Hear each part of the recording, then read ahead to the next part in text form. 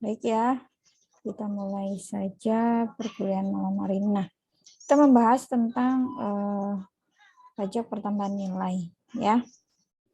Apa itu PPN, ya kan?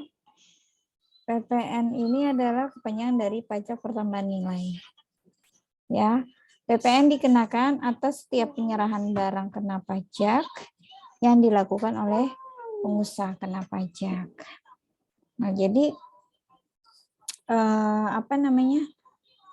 wajib pajak yang telah dikukuhkan sebagai pengusaha kena pajak, maka setiap transaksinya, baik itu penyerahan barang kena pajak ya atau jasa kena pajak, itu dikenakan PPN. Maksudnya begitu ya. Nah, PPN ini dikenakan pada setiap level distributor. Dari produsen ya kan, terus didistribusikan ke penyalur ya atau distributor, dari distributor nanti di share lagi ya, disalurkan ke agen, dari agen disalurkan lagi ke reseller atau retail gitu kan, baru ke end user gitu, atau pengguna terakhir gitu, pembeli seperti itu ya.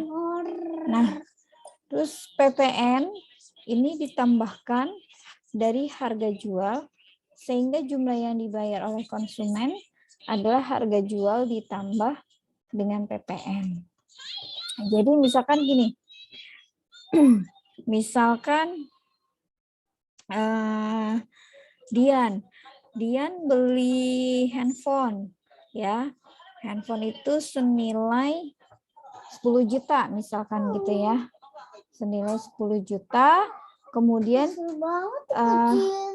dikenakan PPN 10% gitu kan. Jadi 10 ditambah 10 juta, 10%-nya adalah 1 juta ya. Jadi 10 juta tambah 1 juta, maka yang harus dibayar oleh Dian adalah 11 juta. Begitu maksudnya ya. Nah, PPN yang dibayar oleh konsumen akan dicatat sebagai PPN keluaran atau fade out. Seperti itu ya maksudnya ya. Oke. Ini screen saya jalan kan di ini teman-teman ya? Jalan nih, Bu. Oke, baik. Terima kasih.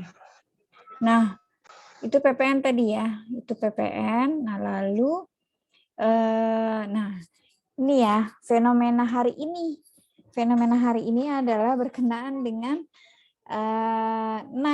kenaikan tarif ya. Kenaikan tarif PPN sebesar 11%. Ya kan? Per 1 April, betul kan? Oke. Nah, mudah-mudahan teman-teman udah pada tahu ya bahwa per 1 April PPN dipungut ya di Indonesia berdasarkan Undang-Undang Harmonisasi Peraturan Perpajakan ya nomor 7 itu tahun 2021, bahwa per 1 April 2022 PPN mengalami kenaikan tarifnya itu sebesar 2%, gitu kan? Nah, terus kemudian penyesuaian tarif PPN ini ya, yang 11% ini ya, itu dasar hukumnya kan tadi saya bilang adanya amanat pasal 7 dari Undang-Undang HPP, yaitu nomor 7 tahun 2021 ya, tentang harmonisasi peraturan perpajakan atau dikenal dengan Undang-Undang HPP. Nah, kebijakan tersebut merupakan bagian yang tidak terpisahkan dari reformasi perpajakan, betul kan, tax reform dan konsolidasi fiskal sebagai fondasi sistem perpajakan yang lebih adil, optimal, dan berkelanjutan, sustainable ya, sustainable. Nah, jadi itulah kebijakan yang ditetapkan oleh pemerintah seperti itu. Nah, barang dan jasa tertentu tetap diberikan fasilitas bebas PPN. Seperti apa yang dibebaskan PPN gitu kan? Nah, ada barang kebutuhan pokok seperti beras, gabah, jagung gitu kan. sagu, kedelai, garam, daging, telur, susu, buah-buahan, sayur-sayuran, dan gula konsumsi. Nah, terus ada apa lagi selain barang-barang kebutuhan pokok? Ada jasa kesehatan, ada jasa pendidikan, jasa sosial, jasa asuransi, jasa keuangan, jasa angkutan umum, dan jasa ketenaga kerja. Nah, lalu yang diberikan, yang tetap diberikan fasilitas bebas PPN itu ada vaksin, buku pelajaran, dan kitab suci. Terus air bersih ya, termasuk biaya sambung atau pasang dan biaya beban tetap. Terus ada rumah susun ya, RSS itu rumah susun sederhana dan rusunami. Nah, lalu ada jasa konstruksi khususnya untuk rumah ibadah dan jasa konstruksi untuk bencana nasional. Nah, mesin hasil kelautan perikanan, ternak, bibit benih, pakan ternak, pakan ikan, bahan pakan, jangat dan kulit mentah serta bahan baku kerajinan perak. Nah, selain itu ada juga minyak bumi, gas bumi ya, gas melalui pipa, LNG dan CNG ya, dan panas bumi. Terus emas batangan dan emas granula serta senjata atau alutsista dan alat foto udara. Nah, itulah barang atau jasa tertentu yang tetap diberikan fasilitas bebas PPN. Ya. Nah, selain itu ada barang-barang tertentu juga nih, ya, atau jasa tertentu yang tetap tidak dikenakan PPN.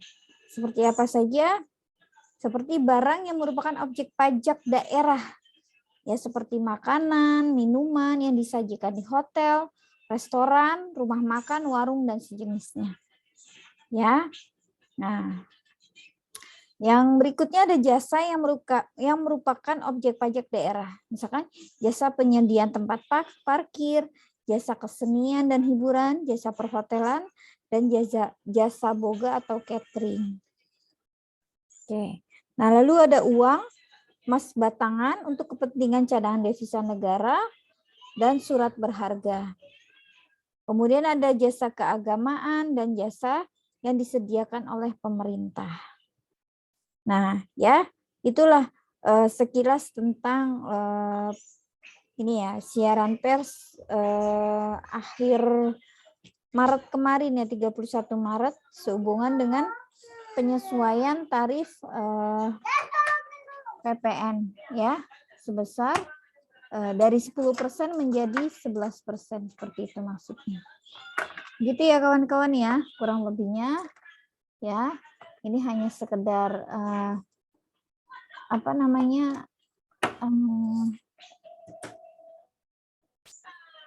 sekedar informasi aja atau pengetahuan.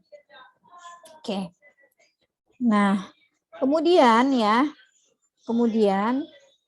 nanti hari ini ya tadi ada pemutakhiran aplikasi. Jadi dalam rangka pemutakhiran aplikasi terkait implementasi penyesuaian tarif PPN, ya, itu aplikasi e-faktur ya, terutama e-faktur ini, e-faktur desktop ya, e-faktur host to host, e-faktur web, terus ada pengembalian PPN ya, VAT refund dan Innova Online itu tidak dapat diakses mulai dari pukul 00 sampai dengan pukul 12 siang tadi. Seperti itu ya informasinya. Nah, tapi sekarang udah mulai stabil lagi. Jadi sudah mulai diinstal lagi ya untuk yang aplikasi e-faktur versi 3.2 ya, 3.2. Terakhir kan yang itu ya. Udah seri yang versi 3.2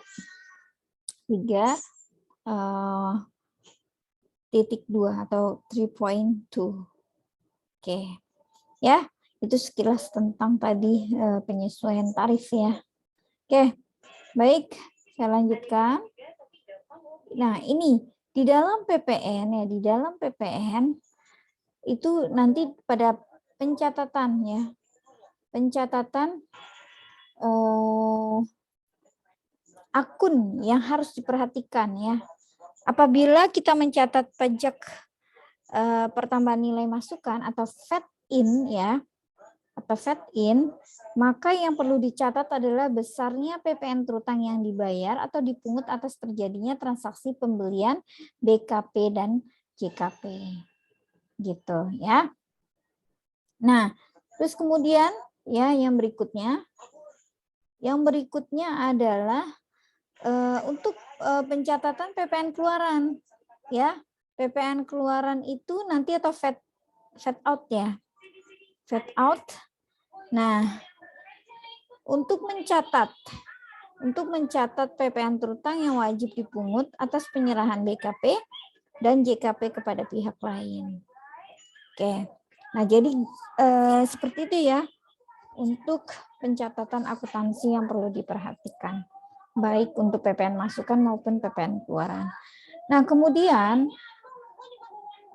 untuk kemungkinan transaksi perolehannya dan penyerahan BKP atau JKP ya antara lain nanti dilihat apakah transaksinya secara tunai gitu kan atau secara kredit, terdapat diskon atau tidak gitu kan. Terus kemudian ada retur atau tidak gitu kan. Apakah ada penggantian faktur pajak gitu kan ada pembetulan gitu kan dan lain sebagainya. Nah, itu nanti akan mengakibatkan pembetulan SPT masa PPN. Nah, setelah itu apabila nanti PPN-nya lebih bayar ya, maka boleh dikompensasikan ke masa pajak berikutnya. Ya. Atau bisa juga direstitusi seperti itu. Ya. Jadi ada pilihannya apabila SPT masa PPN mengalami lebih bayar, maka bisa dikompensasikan atau bisa direstitusi ya, pengembalian pajak seperti itu. Nah, kemudian ini kita harus paham nih kapan saat terutangnya PPN dan kapan paling lambat kita menerbitkan faktur pajak. Nah, khususnya faktur pajak standar. Ya, ini yang menjadi hal penting yang perlu diperhatikan oleh wajib pajak guna dalam rangka melakukan pembukuan terkait dengan PPN yang benar seperti itu. Oke. Makanya kita harus paham nih sebagai seorang pajak ya, harus bisa mengerti kapan nih saat terutangnya, kapan paling lambat faktur pajak dibuat dan lain sebagainya, gitu ya. Nah, ini tadi yang saya sampaikan bahwa PPN itu ya harga jual atau harga beli gitu kan, ditambah dengan PPN pembayarannya ya. Nah, ini ada contoh bahwa PT ABC telah dikukuhkan sebagai PKP, melakukan penjualan barang secara tunai ya, dengan diskon 10% kepada PT XYJ dengan harga jual sebesar 100 juta rupiah. Oke. Nah, kita hitung dulu ya. Berapa sih jumlah PPN terutangnya? Seperti itu ya. Oke.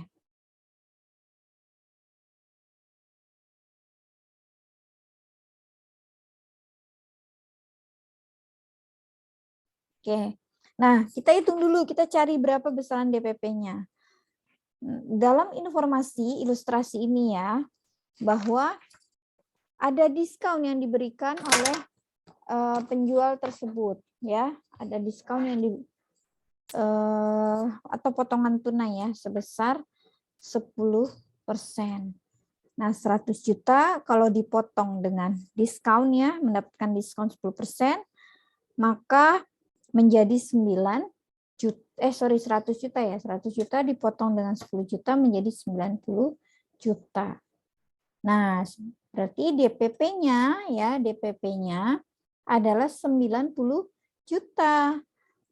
Ya, kalau dikenakan PPN berarti 10% dari 90 juta adalah 9 juta. Nah, jadi yang harus dibayar oleh si PT XYZ ya adalah sebesar 99 juta. Ya. 90 ditambah 9 PPN-nya. Oke. Nah, potongan harga yang tercantum dalam faktur pajak standar maka dapat mengurangi DPP atau dasar pengenaan pajak pertambahan nilainya. Sehingga ayat jurnal ya yang terkait adalah nih, karena PT ABC sebagai penjual ya, selaku penjual, maka ada penerimaan kas yang bertambah, ada uang masuk ya. Ada kas bertambah 99 juta gitu kan. Terus kemudian ada potongan penjualan atau potongan tunai tadi ya 10 juta. Lalu ada kita mengkredit penjualan atau sales ya 100 juta. Dan PT ABC mengkredit juga ada pajak atau PPN keluaran sebesar 9 juta. Oke, nah ini kalau kita hitung jumlahnya sama-sama ya 109 juta baik posisi debit maupun posisi kreditnya. Gitu ya teman-teman ya. Nah, bagaimana dengan jurnal PT XYZ yang selaku pembeli? Oke. Nah, PT XYZ mendebit pembelian ya netnya itu adalah setelah diskon maksudnya ya. Pembelian net itu sebesar 90 juta. Nah, lalu karena transaksinya dikenakan PPN, karena dia beli maka disebut pajak masukan atau PPN masukan gitu kan sebesar 9 juta. Dan kas yang dikeluarkan atau yang dibayarkan adalah sebesar 99 juta rupiah. Oke, seperti itu ya teman-teman. Untuk jurnal yang terkait transaksi PT ABC dan PT XYZ ya, baik selaku penjual maupun selaku pembeli. Oke, sampai di sini ada pertanyaan teman-teman? Untuk ilustrasi dari PPN ini silakan jika ada yang bertanya. Ibu mau bertanya dong, Bu. Boleh, silakan dia. Itu kasnya kenapa 99 juta ya, Bu? Kenapa 99 juta? Berarti Iya. Jadi gini. Tadi kan harga jualnya 100 juta, betul kan? Nah, ternyata kan dapat diskon nih 10%. Nah, kalau after diskon kan menjadi 90 juta kan, betul kan? Kan 100 dikurang 10 juta. Oke, ini DPP-nya atau dasar pengenaan pajaknya DPP-nya. Pajak. Ya, ini DPP-nya ya. Nah, lalu kan kita karena barang ini dikenakan PPN ya kan, maka dari DPP atau yang jumlah yang dibayarkan ya itu kita kalikan 10%. Nah, PPN-nya dapatlah nih 9 juta. 9 juta dari mana? 9 juta. 90 juta dikali 10%. 10%. Ya? Iya, betul sekali. Bu. Nah, lalu kas yang dibayar oleh si pembeli, ya kan DPP ditambah dengan PPN, betul nggak? 99 kan jadi. Oh iya, Bu. Begitu pula dengan uang yang diterima oleh si penjual, oleh si PT ABC, sama, dia terima kasnya adalah 99 juta. Begitu. Oh iya. Dian. Iya, Bu. Bu. Oke, baik. Terima kasih, Dian. Yang lain ya, makasih, ada Bu. Ya, sama-sama. Yang lain ada pertanyaan? Silakan. Jelas, teman-teman semuanya? Jelas, Ibu. Baik, terima kasih terima kasih. Kita lanjut ya. Nah, ini soalnya beragam lagi. Teman-teman bisa lihat kalau ini harga jualnya dia include PPN atau sudah termasuk pajak pertambahan nilai ya. Oke, kita lihat di sini. PT ABC ya, jadi masih melanjutkan studi kasus sebelumnya ya. PT ABC melakukan pembelian barang secara tunai. Oke, tunai dengan harga jual sebesar 88 juta, tetapi termasuk atau include PPN. Nah, berarti harga jualnya berapa sih? Harga jualnya? Kalau 88 juta kita bayar, nah iya, berarti harga 80. jualnya adalah 80 juta, betul Dian. Ya, 80 juta harga jual sesungguhnya, ya enggak? Harga jual sebelum Iya, Bu. PPN, betul sekali 80 juta. Nah, mudahnya pada saat nanti teman-teman mau menghitung ini ya, mau menghitung termasuk PPN ya, sederhana teman-teman nanti tinggal menuliskan bahwa rumusnya. Oke, rumusnya. Nanti teman-teman tinggal buat 100 per 110 dikali 88 juta. Nah, ini nanti ketemu sama dengan 80 juta. Gitu. Kalau kita ingin mencari DPP-nya, ya. 100 dibagi 110 baru dikalikan dengan 88 juta. Nah, itu kan?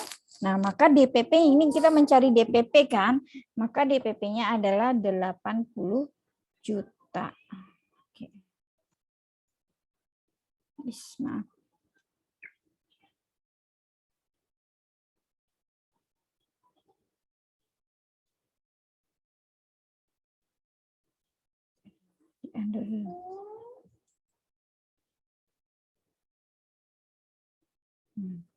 Ini rumus DPP ya. Kalau kita ingin mencari berapa sih DPP atau dasar pengenaan pajaknya, yaitu 100 dibagi 110 kita kalikan dengan 88 juta. Karena tadi ya 88 juta ini adalah include PPN, maka DPP-nya adalah 80 juta rupiah. Oke.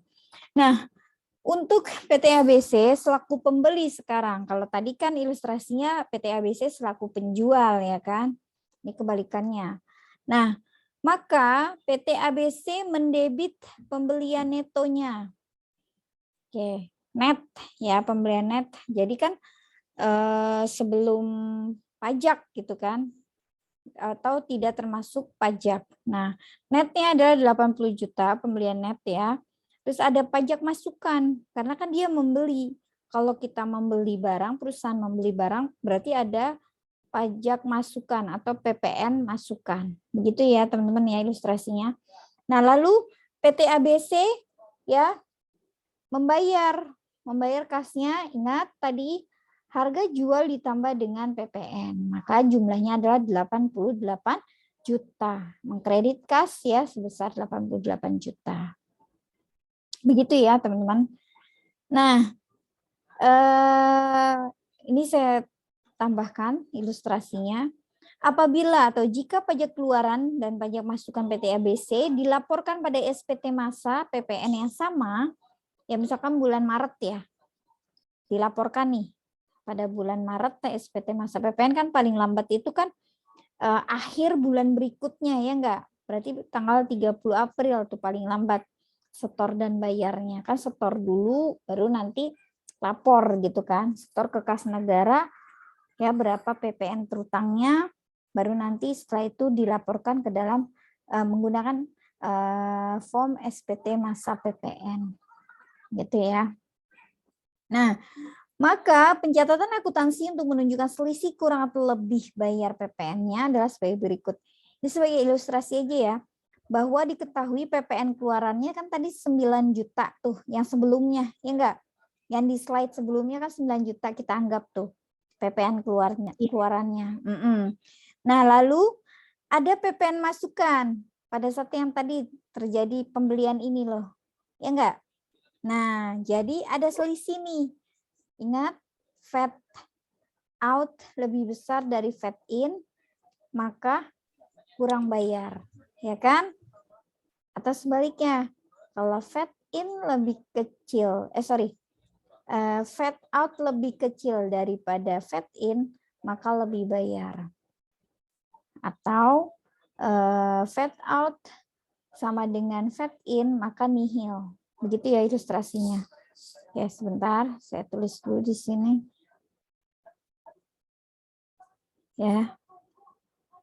Apabila fade out ya, fade out atau pajak keluaran lebih besar dari fade in ya, maka dia statusnya adalah kurang bayar atau KB. Itu ya. Nah, terus kalau misalkan fade out lebih kecil dari fade in ya, maka dia lebih bayar. Tapi jika fade out sama dengan fade in, maka disebutnya adalah nihil SPT-nya, status SPT-nya ya. Nah, begini teman-teman, kurang lebih itu seperti ini. Ya. Kurang lebih ini seperti ini ilustrasinya.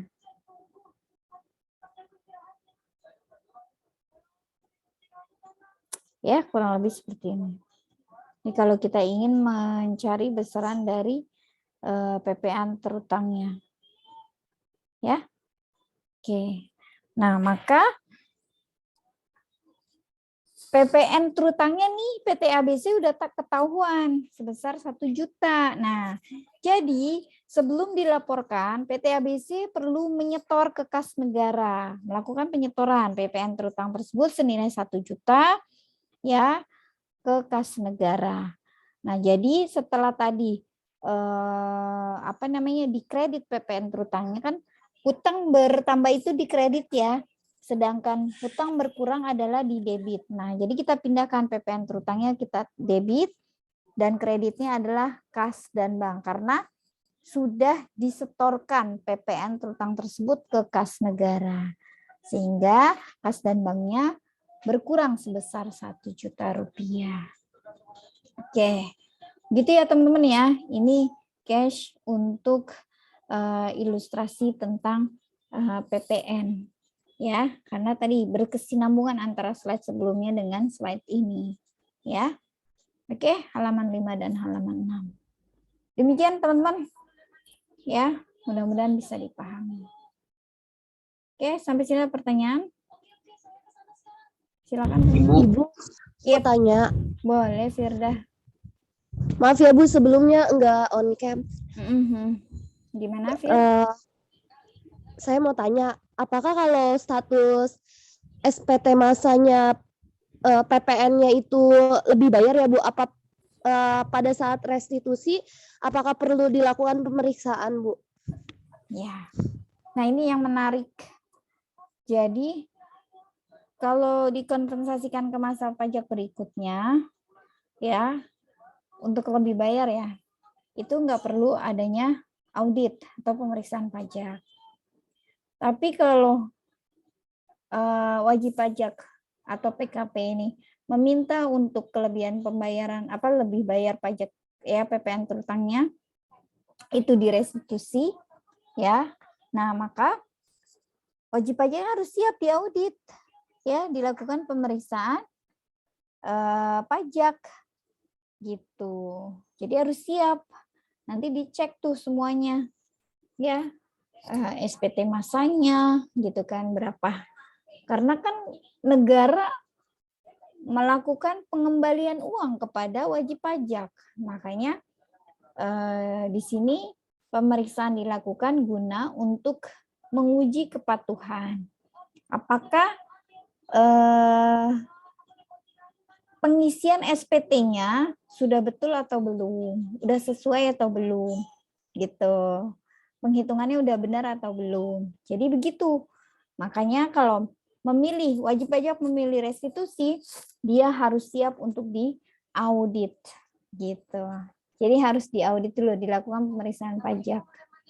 Nah, kalau wajib pajaknya kooperatif, terus kemudian dia siap dengan bukti-bukti yang diminta nanti oleh auditor pajak ya, maka silakan tunjukkan kebenaran itu gitu. Nah, apabila kebenaran itu bisa dibuktikan oleh wajib pajak, maka negara berhak melakukan pengembalian pembayaran pajak atau restitusi. Begitu. Gitu. Nah, yang penting WP-nya siap dulu. Data yang diminta ada lengkap semua. Ya kan? Nanti kan ditelusuri untuk pajak masukannya udah benar atau belum. Terus nomor seri faktur pajaknya nanti dicek lagi transaksinya kepada siapa lawan transaksinya. Gitu. Apakah DPP-nya sudah benar? Terus apakah faktur pajaknya nggak ada kesalahan, nggak ada pembetulan dan lain sebagainya. Jadi memang perlu dilakukan audit untuk restitusi ini. Begitu teman-teman. Ya, Firda, gimana? Oke, Bu. Siap. Berarti mungkin nggak Bu, ketika dilakukan audit ya terhadap PKP tersebut justru ditemukan kejanggalan gitu Bu? Ya bisa ada kemungkinan gitu. Makanya tadi kalau dia bersedia diaudit, ya ditunjukkan semua bukti-buktinya. Kalau belum siap, data-datanya belum ada, ya kan?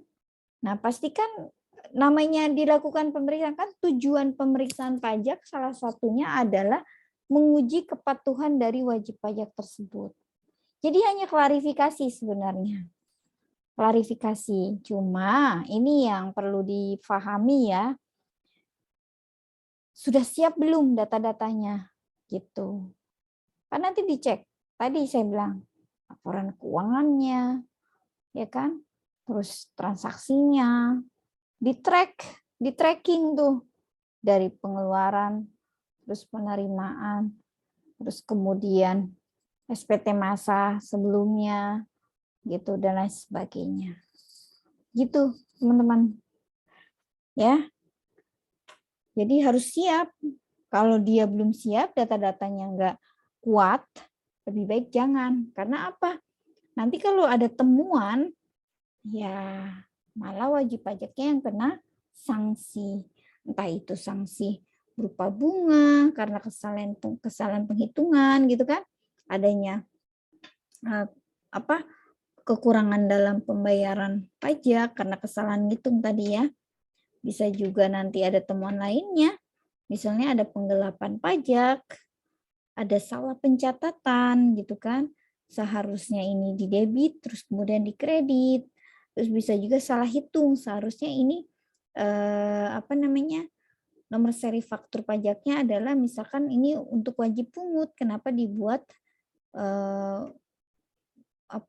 wajib pajak biasa gitu dan lain sebagainya. Gitu. Jadi memang harus disiapkan semuanya kalau ingin dilakukan restitusi, harus siap untuk diaudit. Begitu Firda. Oke Ibu, terima kasih. Sama-sama. Oke. Silakan, ada yang ingin ditanyakan lagi untuk ini? Kalau tidak ada nanti saya bisa lanjutkan. Cukup ya, clear? Oke. Clear Bu. Siap. Baik, saya lanjutkan ya. Nah, setelah PPN ya, ini kan selalu berdampingan ya enggak? Selalu berdampingan. Sebentar saya salah. Selalu berdampingan antara PPN dengan PPNBM ya. Nah, apa itu PPNBM? PPNBM adalah kepanjangan dari pajak penjualan atas barang mewah ya. Nah, bedanya dengan PPN, PPN kan boleh tuh di setiap level distributor ya, distribusi dia boleh dikenakan PPN. Nah, tapi kalau PPNBM ini dikenakannya hanya satu kali saja. Gitu.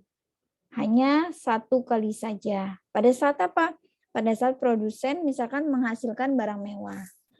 Terus misalkan kita melakukan importir terhadap barang mewah. gitu. Nah, di PPNBM ini ya itu tidak boleh dikreditkan dengan pajak yang lain gitu. Jadi memang dia bergandengan sama PPN, pajak penjualan pajak pertambahan nilai. Dia tidak dikaitkan dengan PPh. Betul kan? Kalau PPh kan ada perlakuan khusus tuh, ada PPh pasal 21 ya kan untuk orang pribadi yang menerima penghasilan berupa gaji, honorarium gitu kan, bonus, gratifikasi, tantim dan lain sebagainya. Nah, PPh pasal 22 itu ada jenis-jenisnya ya. Ada transaksi kepada instansi pemerintah itu dikenakan tarifnya 1,5%. Terus kemudian ada PPh pasal 22 impor ya. Apabila punya API maka dikenakan 2,5%, kalau tidak punya API 7,5%. Terus ada juga PPh pasal 22 atas industri tertentu seperti misalkan baja ya kan, kertas dan lain sebagainya. Seperti itu ya, BBM ya. Kurang lebih seperti itu untuk PPh pasal 22. Nah, kemudian di PPh pasal 23 ya, ini kita kan udah bahas ya beberapa pekan lalu juga ya, kemarin juga sudah kita bahas. PPh pasal 23 itu ada jasa, ada sewa ya, bukan atas tanah dan atau bangunan. Jasa juga jenisnya banyak ya, yang berkenaan dengan jasa. Nah, terus PPh pasal 24 itu ada kredit pajak luar negeri, ya, terus kemudian ada PPh angsuran pasal 25 atau PPh pasal 29 itu untuk yang kurang bayar, atau pasal 28A untuk yang lebih bayar. Ya, itu PPh. Makanya PPNBM ini tidak boleh dikreditkan dengan pajak yang lainnya selain dengan PPN atau pajak pertambahan nilai. Nah, PPNBM ini ya ditambahkan dari harga jual yang ditetapkan oleh produsen atau importir. Nah, PPNBM ya ini tergantung jenis barangnya, ya mewahnya seberapa gitu. Tarifnya mulai dari serendah-rendahnya ya itu 10%, setinggi-tingginya bisa mencapai 75%. Kalau PPN kan mulai dari 0 sampai dengan tinggi-tingginya itu dia bisa sampai 15% kalau untuk PPN impor ya khususnya. Nah, kemudian jumlah pajak yang harus dibayar oleh pembeli itu akan dicatat sebagai hutang dari pajak penjualan barang mewah. Nah, jadi hutang PPNBM ini dibayarkan ke kas negara ya, lalu dilaporkan kepada Fiskes seperti itu. Oke, lanjut. Nah, ini contohnya teman-teman bisa lihat. Jadi kita anggap aja nih PT ya, sebuah perusahaan ya memproduksi BK PTM atau barang kena pajak tapi tergolong mewah ya. Nah, tarifnya dikenakan adalah sebesar 20%. Nah, misalkan nih transaksi bulan November menjual barang ya kepada PT ABX seharga 50 juta tapi belum termasuk PPN. Oke. Nah, tadi kita udah ketahui, PPN kan tarifnya masih 10% ya sebelumnya ya, baru per hari ini aja. Naik menjadi 11%. Sedangkan PPNBM-nya adalah 20%. DPP-nya berapa? Atau harga barangnya? Yaitu adalah 50 juta. Dikalikan dengan 10%, maka PPN-nya adalah 5 juta. Sedangkan PPNBM-nya adalah 20% dikalikan dengan 50 juta adalah 10 juta. Jadi jumlah yang harus dibayar ya, jumlah yang harus dibayar oleh PT ABX atas barang kena pajak tergolong mewah tersebut adalah sebesar 65 juta. 50 juta ditambah 5 juta ditambah dengan 10 juta. Ya. Nah, ini kurang lebih perhitungannya seperti ini untuk suatu barang yang tergolong barang kena pajak yang tergolong mewah. Oke, ya. Nah, kalau kita lihat di sini jurnalnya ya. Jurnalnya ya, kita anggap nih PT ABC sebagai penjual atau pemungut PPNBM. Ya, itu Kalau penjualannya dilakukan secara tunai, maka kas bertambah gitu kan. Tapi kalau penjualannya secara kredit, maka piutang yang bertambah atau mendebit ya. Mendebit kas atau piutang sebesar 65 juta. Nanti tergantung kondisinya ya. Apakah tunai atau kredit penjualannya. Nah, lalu PT ABC karena ada penjualan maka muncul namanya PPN keluaran sebesar 5 juta. Nah, terus ada utang PPNBM sebesar 10 juta dan mengkredit penjualan sebesar 50 juta. Oke. Ya, ingat tadi ya bahwa pada saat penjualan PPNBM ya itu menjadi hutang, ya enggak, utang PPNBM. Nah, untuk jurnal yang PT ABX tadi sebagai pembeli ya atau yang dipungut PPNBM ya, dia mendebit sebuah pembelian atau persediaan ya. Lalu ada pajak masukan ya, PPN masukan. Nah, kalau tadi ya tentatif belinya secara tunai atau secara kredit. Kalau secara tunai kas berkurang, tapi kalau secara kredit hutang bertambah gitu kan. Oke, nah apabila PT ABX akan menjual lagi barang yang dibeli dari PT ABC tersebut, maka PT ABX tidak boleh lagi memungut PPN BM, namun masih boleh memungut PPN ke konsumennya. Ngerti ya tadi ya, bahwa PPN BM itu dikenakannya hanya satu kali saja. Tapi kalau PPN itu bisa di setiap level ya kan. Gitu. Tadi bisa dari produsen turun ke distributor, menyalurkan lagi kepada agen ya kan. Nah, ini boleh memungut PPN. Agen nanti ke reseller atau ke retail ya kan. Nah, itu juga boleh memungut PPN. Nah, reseller atau retail ini ya atau marketer jual ke end user ya kan. Nah, ini boleh memungut PPN lagi. Begitu seterusnya. Nah, itu PPN boleh dipungut berbagai level atau lapisan ya, seperti itu. Ya, begitu teman-teman, ilustrasi untuk PPN dan PPNBM. Oke, sampai sini ada pertanyaan? Silakan. Apakah ada pertanyaan untuk pencatatan dan penjurnalan dari pajak pertambahan nilai dan pajak penjualan atas barang mewah? Silakan teman-teman. Sebelum saya bahas ke studi kasus ini ya, PKP rekanan atau rekanan pemerintah. Cukup jelas? Cukup, Bu. Siap, makasih Dian. Oke, makasih. Baik ya, saya lanjutkan ke studi kasus. Masih ada waktu nih, kurang lebih 20 menitan ya. Oke.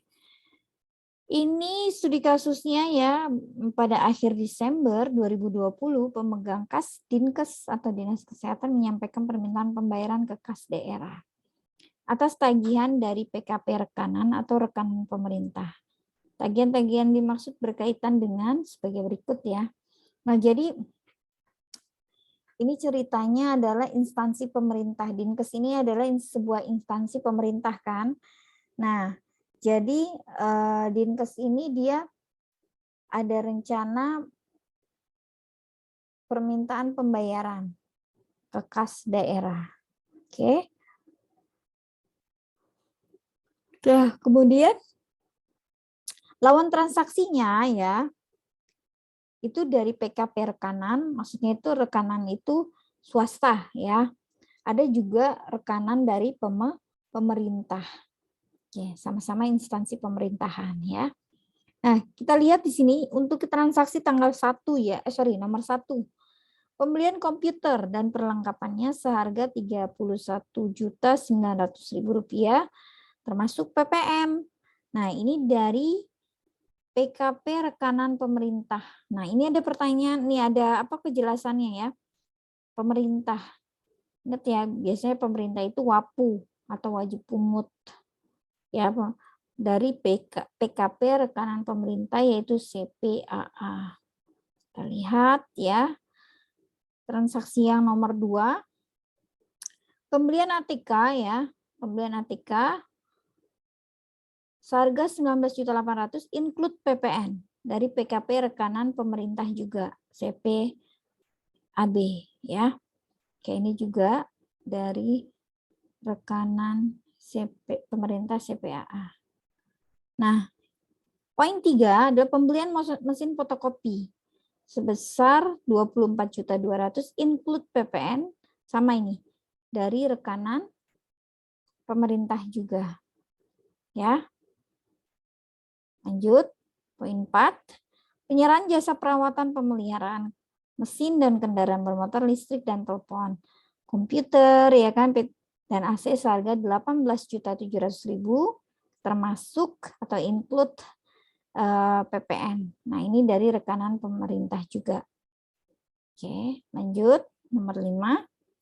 Jasa pembasmian hama pembersihan seharga 8,8 juta ya dari PKP rekanan pemerintah yaitu CVAE ya. Ya, CVAE. Lanjut ya, yang ke-6 itu adalah tanah dan bangunan sewa ya. Dari AF rekanan pemerintah seharga 100 juta, tapi dia exclude PPN atau tidak termasuk PPN. Oke, lagi termin ke-1 ya, 51.700.000 termasuk PPN include ya. Kerjaan dari rehabilitasi jasa atau jasa pelaksana konstruksi. Nah, ini nanti oleh PT AG rekanan pemerintah. Oke, nah ini ya. Jadi udah jelas. Ini transaksi-transaksinya adalah dari PKP rekanan atau rekanan pemerintah. Nah, teman-teman diminta nih untuk membuat jurnalnya atas transaksi 1 sampai dengan 7 ya. Baik, kita bahas satu persatu. Nah, ini ya. Tadi nomor 1 dikatakan bahwa pembelian komputer perlengkapan include PPN itu seharga Rp31.900.000. Oke. Lihat di sini, kita cari DPP-nya dulu ya. Tadi kita udah tahu ya rumus untuk menghitung DPP. 100 dikali 110 dikalikan dengan harga termasuk PPN tadi ya, 31.900.000. Nah, maka DPP-nya adalah 29 juta. Oke. Nah, kita udah tahu nih DPP-nya 29 juta. Berarti PPN-nya berapa persen? 10% kan? Dari 29 juta berapa? Nih. 2.900.000. Iya, 2.900.000 rupiah. Itu PPN-nya. Nah, tadi karena ini ya beli komputer ya dari PKP rekanan pemerintah, ingat ada transaksi ya, ada transaksi kepada instansi pemerintah, maka dikenakan PPh pasal 22 dengan tarif 1,5% dikali DPP-nya tadi 29 juta, maka PPh pasal 22-nya adalah Rp435.000. Oke, begitu teman-teman. Nah, maka jumlah yang harus dibayarkan oleh si CVAA ya, CVAA 31.900.000 dikurangkan dengan PPN-nya 2,9 juta ya. Maka dapatlah segini ya, 29 juta. Nah, jumlah 29 juta ini sudah include PPh pasal 22 sebesar Rp435.000. Oke, begitu teman-teman. Ini untuk studi kasus jawaban nomor 1. Perhitungannya ya. Bagaimana dengan jurnalnya? Oke, jurnalnya seperti ini. Jadi kita buat jurnal ya untuk pihak Dinkes dulu. Nanti baru pihak CVAA, rekanan pemerintahnya ya.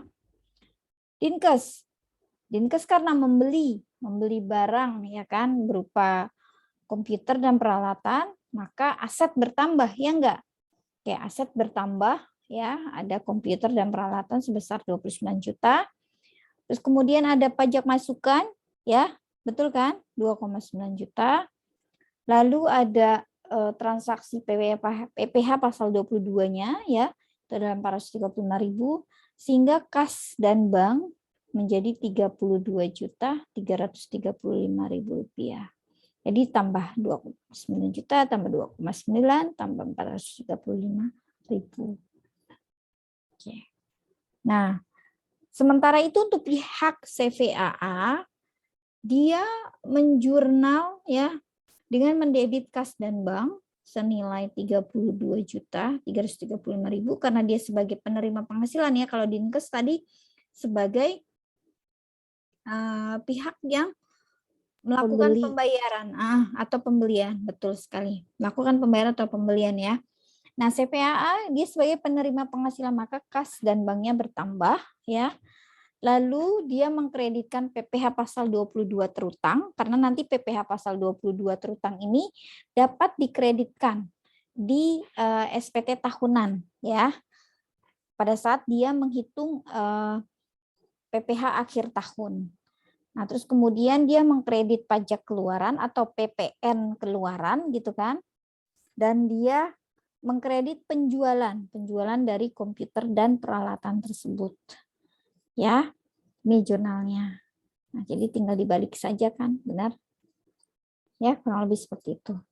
Nah, tadi saya bilang, karena di akhir tahun nanti PPH pasal 22 ini bisa menjadi kredit pajak atau pengurang dari PPH terutang, ya, maka pada saat pengkreditan PPH pasal 22, debitnya adalah PPH pasal 22 terutang, ya, dan kreditnya adalah kas dan bank senilai 435.000 rupiah. Oke. Sampai sini paham teman-teman untuk yang jawaban nomor 1? Silakan. Ada yang mau ditanyakan belum? Tidak untuk yang ini? Jelas, Bu. Oke, terima kasih. Jelas. Lanjut ya. Nah, sekarang yang soal nomor 2 tadi. Soal nomor 2 itu adalah pembelian ATK seharga 19.800.000 ya include PPN dari PKP rekanan pemerintah yaitu CVAB. Kita lihat di sini ya. Tadi ya karena udah include PPN ya, maka kita cari DPP-nya dulu ya. Nah, ini DPP-nya udah terlihat dengan jelas. Itu adalah sebesar 18 juta rupiah. Nah, maka PPN-nya berapa gitu kan? Nah, PPN-nya adalah 10% dari 18 juta, yaitu sebesar 1.800.000 rupiah. Oke, nah, lagi dan lagi tadi saya ingatkan bahwa ini adalah transaksi kepada bendaran pemerintah atau instansi pemerintah ya. Maka dikenakan PPH pasal 22 ya sebesar 1,5% tarifnya dikalikan dengan DPP-nya tadi 18 juta, maka diperolehlah 270 juta rupiah. Ya, seperti ini. Contohnya. Oke. Nah, sehingga ya jumlah yang harus dibayarkan oleh oleh Dinkes kepada CVAB yaitu 18 juta ini ya sudah termasuk dengan PPH pasal 22 yaitu sebesar 270.000 rupiah. Gitu teman-teman untuk yang studi kasus soal 2. Nah, dari perhitungan tadi lalu kita buat nih jurnalnya bagaimana gitu kan. Jurnalnya seperti apa? Coba. Kita lihat satu sisi dulu deh. Pihak Dinkes mendebit apa? Mengkredit apa? Misalkan seperti itu. Kita lihat ya. Nah, ini enggak ada kan? Nanti teman-teman buat jurnalnya ya. Buat jurnalnya. Oke, debitnya apa? Kreditnya apa? Ya, nanti ini tugasnya teman-teman nih. Untuk jawaban nomor 2 ya. Kan tadi saya udah sudah memberikan contoh di nomor 1. Jadi untuk jawaban nomor 2 nanti teman-teman silakan dibuat jurnalnya sendiri ya. Oke. Paham ya? Nanti ya tugasnya dilanjutkan. Jawaban Paham, nomor Bu. 2, jawaban nomor 2 Paham, nanti Bu. dibuat jurnalnya sendiri ya. Oke, nanti ditambahkan. Lanjut ke nomor 3.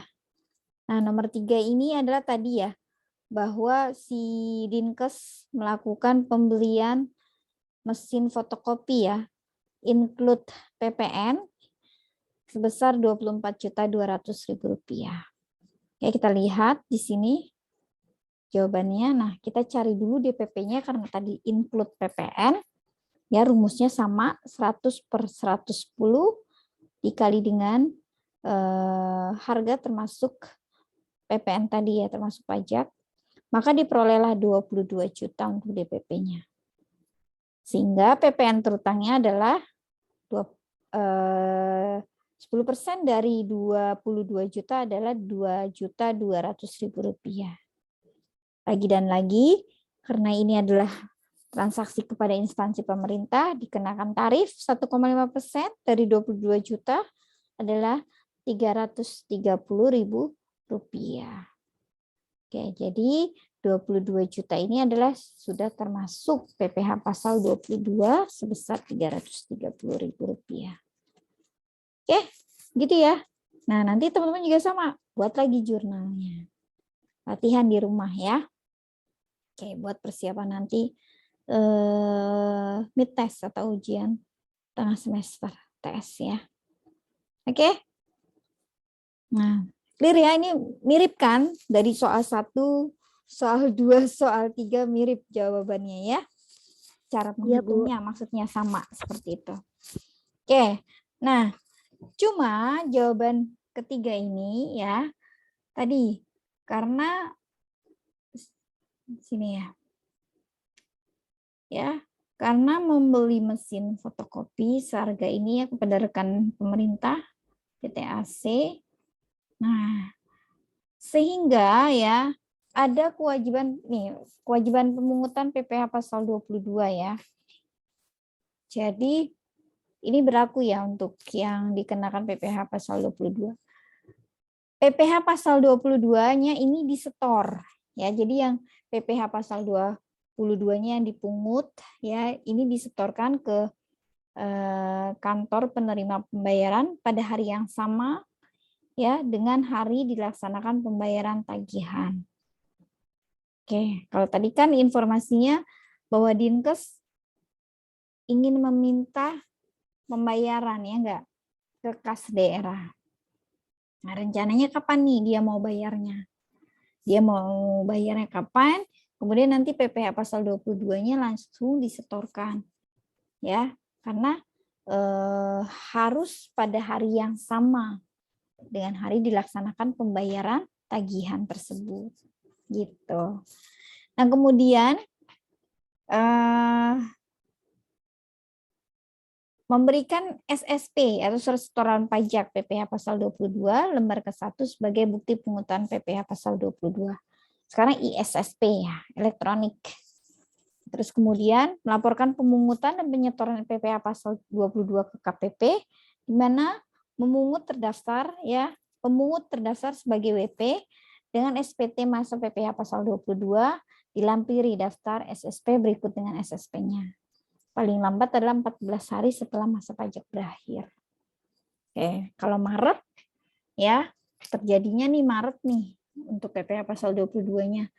Nah, berarti wajib pajaknya dia harus menyetorkan ya itu atau melaporkan itu paling lambat adalah 14 hari setelah masa pajak berakhir. Tanggal 14 terakhir berarti ya.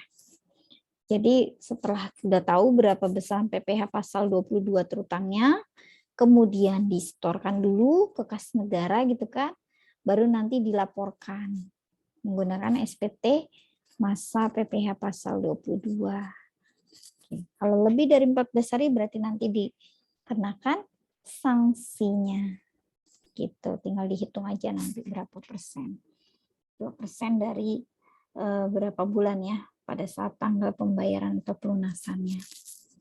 Oke, contohnya gitu. Ya. Nah, tadi ya nomor 1, 2, 3 sudah berkenaan dengan PPh pasal 22 atas instansi bendaharaan atau bendaharawan pemerintah ya. Nah, sekarang kita lanjut nih ke nomor 4. Oke, jadi jawaban atau ilustrasi ya dari studi kasus 1 sampai dengan 3 ada pertanyaan nggak teman-teman? Sebelum saya lanjutkan ke 4, 5 dan seterusnya. Silakan. Ada yang mau ditanyain nggak? Atau udah jelas semuanya? Jelas, Bu. Siap. Yang lain bagaimana? Jelas, Bu. Ya, Jelas, terima Bu. kasih. Yes. Oke, lanjut ya. Berarti ke poin 4. Poin 4, 5, dan seterusnya. 4 ini ada jasa. Jasa itu kan dia ada di PPh pasal 23 atau di PPh pasal 4 ayat 2 final ya. Nah, tapi jasa perawatan atau pemeliharaan mesin dan kendaraan bermotor, listrik dan telepon, komputer dan AC. Nah, ini masuk ke PPh pasal 23. Oke, PPh pasal 23. Ingat ya, 18.700.000 include PPN. Kita lihat di sini. Nah, ya. Jadi, kita cari dulu DPP-nya sama tadi rumusnya. 100 kali 110 ya. Dikali dengan 18.700.000. Oke, nah ini untuk apa namanya? PPh pasal 23-nya ya, ini salah tarif ya, ini tarif yang lama. Ya. Nah, kalau sekarang kan 2% ya enggak? Sekarang 2%. Nah, 2% dari 17 juta berapa teman-teman? 2% dari 17 juta. 340 ya. Ya, ini 2% ya, diganti ya. Nah, ini. Oke.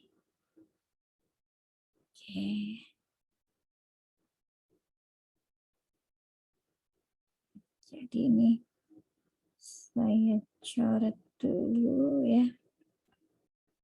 Diganti 2% ya, diganti 2%. Dikali dengan 17 juta, maka dapatlah ya ini, saya coret. Wait. Saya revisi ya.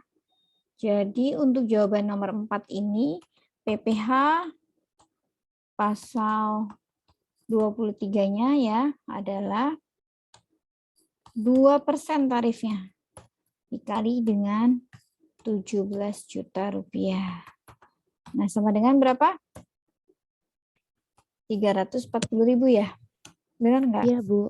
Iya, Bu, Oke, betul. 340.000. Nah, PPN-nya benar kan? Ini salah ya, yang ini ya. Oke, ini nanti teman-teman bisa direvisi jawabannya ya. Kalau pakai hitam, apakah dia bisa? Oh, tetap transparan ya. Nah, ini ya, ini saya coret. Oke, teman-teman lihatnya di sini. Fokusnya ya. Nah, lalu bisa lihat di sini. Jadi jumlah yang dibayarkan kepada CV AD ya adalah 17 juta ini sudah termasuk dengan PPh pasal 23 yaitu sebesar 340.000 rupiah ya. Jadi ini ya untuk yang jawaban nomor 4. Oke, paham nggak sampai di sini? Paham, Ibu. Siap, masih sederhana kan ya? Oke, lanjut nih ke nomor 5. Nomor 5 juga sama nih. PPh pasal 23-nya ya.